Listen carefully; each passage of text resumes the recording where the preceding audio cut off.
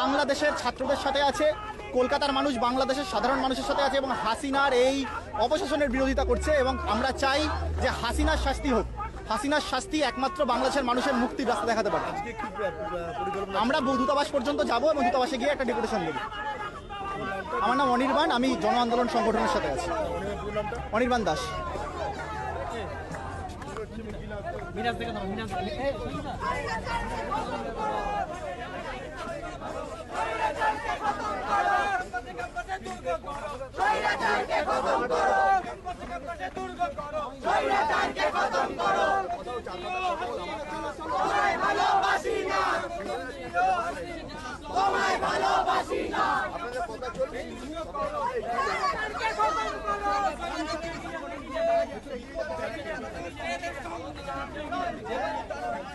দায়িত্ব